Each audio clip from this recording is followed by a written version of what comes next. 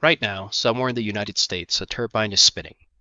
It is generating electricity at a frequency of exactly 60 cycles per second. Your phone is charging, your refrigerator is humming. A hospital 3 miles from you is performing surgery under bright fluorescent light, and none of it requires your attention. None of it feels fragile. But what if the grid, keeping all of that alive, has already been entered? What if the question is not whether attackers are inside, but how long they have been there? That question is not hypothetical. It is the conclusion reached by multiple federal agencies, independent researchers, and classified intelligence assessments that have leaked into the public record over the past decade. And the answer, every single time, is more unsettling than the last. To understand why, you need to understand what the power grid actually is. Most people imagine it as a single system, a massive machine, tightly controlled, running on the same principles it always has. But the grid is not one thing. It is hundreds of thousands of components: generators, substations, transformers, control systems, transmission lines, stitched together across a continent. The United States alone operates three major interconnections: the Eastern, the Western, and the Texas grid. Each one is an ecosystem, and like any ecosystem, it has edges, weak points, entry doors that were never designed with attackers in mind. For most of the 20th century, those doors did not matter. The systems running power infrastructure were isolated. They spoke proprietary protocols that nobody outside the industry understood. You could not reach a substation controller from the outside world because the outside world had no path to it. Security through obscurity.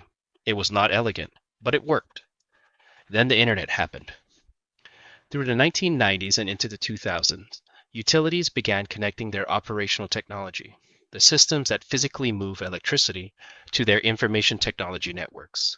The business case was obvious: remote monitoring, predictive maintenance, real-time data, efficiency gains that justify the cost of modernization.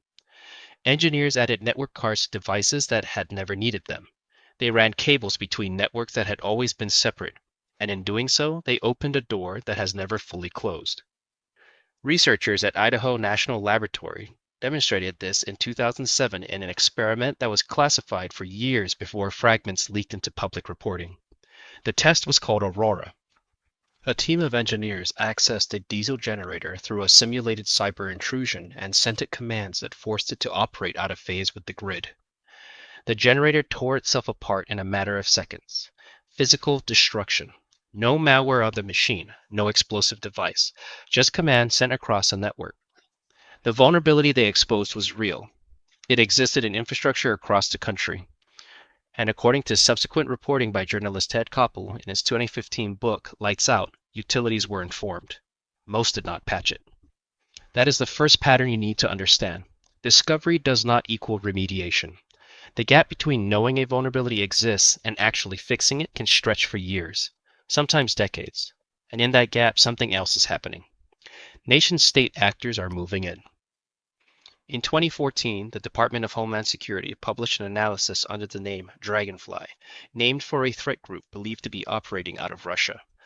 The group had been conducting reconnaissance operations against energy sector targets across the United States and Europe since at least 2011. They were not destroying anything. They were learning. Mapping network topologies, identifying which control systems were in use and what versions they were running, cataloging the human operators, their names, their login schedules, their habits. Researchers at Symantec who analyzed the campaign described it as a reconnaissance operation of extraordinary patience, not a sprint, a years-long crawl through the architecture of Western power infrastructure. Patience is the part that most people miss when they think about state-sponsored cyber operations. The goal is rarely immediate disruption. The goal is access. Persistent, invisible, undetected access. The kind that allows an adversary to sit inside a network for months or years, learning its rhythms until the moment arrives when leverage is needed. That moment arrived in Ukraine in December 2015. At 3:35 in the afternoon, on a day in the middle of winter, the lights went out across a large section of the Ivano-Frankivsk region. It was not a blackout caused by weather or equipment failure. It was caused by a cyber intrusion that had begun months earlier. Attackers using a piece of malware called Black Energy had infiltrated the networks of 3 Ukrainian power distribution companies. They had spent months mapping the systems, staging their tools, and waiting. Then, in a coordinated strike, they sent commands that opened circuit breakers across multiple substations simultaneously. They overwrote the firmware of serial to Ethernet converters, the devices that allow remote operators to communicate with substation equipment, turning them into bricks. They launched a telephone denial of service attack against the utility's customer call center to slow down the response. And then they watched as 230,000 people sat in the dark in the middle of December. Robert Lee, a former NSA analyst and founder of the industrial cybersecurity firm Dragos, was one of the first Western researchers to analyze the attack in detail. What he found was not a sophisticated zero-day exploit against unknown software. What he found was patience, preparation, and a deep understanding of how power systems actually work. The attackers understood the physical processes well enough to anticipate how operators would respond. They planned for the human element. They designed the attack so that recovery would take as long as possible. The attack on Ukraine was not a warning shot for Ukraine. It was a demonstration for every other country watching. And people were watching. 6 months after the 2015 attack, a second, more sophisticated intrusion hit Ukraine's grid again. This time, the malware was called Industroyer, later analyzed in detail by researchers at ESET. Unlike Black Energy, Industroyer was built specifically for industrial control systems.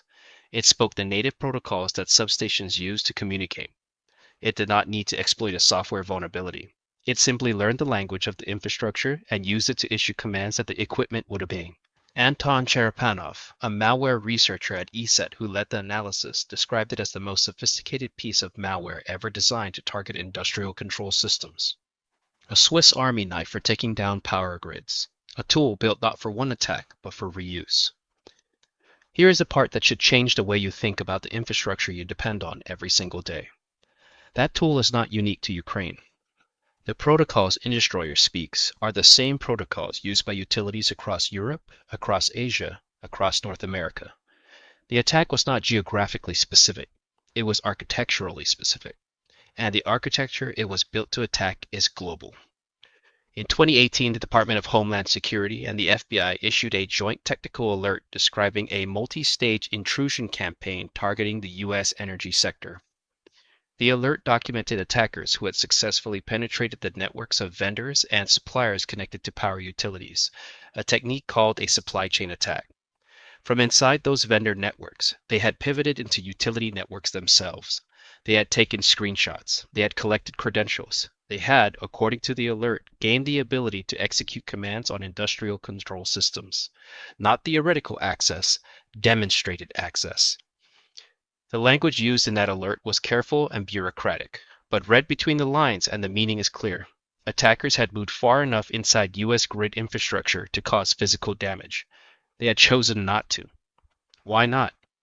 That is a question that security researchers like Lee and his colleagues at Dragos have spent years trying to answer.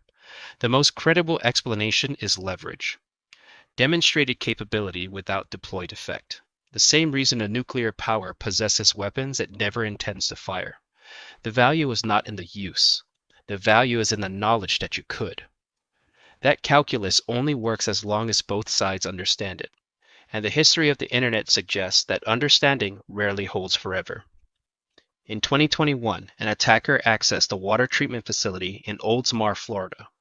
Using remote desktop software, they raised the level of sodium hydroxide in the water supply to more than 100 times its normal concentration.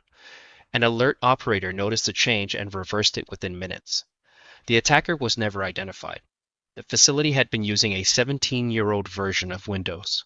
The remote access credentials for every employee were identical. There was no firewall between the operational system and the internet. This was not a national power grid. This was a small water treatment plant in a town of 15,000 people, and it had a direct, unprotected path to the internet. If this plant looks like this, what does the plant serving your city look like? The honest answer is that nobody knows with certainty. Because unlike financial systems, which are subject to rigorous external audit, critical infrastructure security is largely self-reported. Utilities tell regulators what they want regulators to know. Independent verification is limited. And the threat intelligence that does exist, the most specific, most actionable intelligence about what adversaries have already accessed, is classified. You are making decisions about the safety and resilience of the system you depend on with a fraction of the information that exists. That is not an accident. It is a structural feature of how infrastructure security has been governed for decades. The assumption has always been that publicizing vulnerabilities creates risk, that the cure is worse than the disease.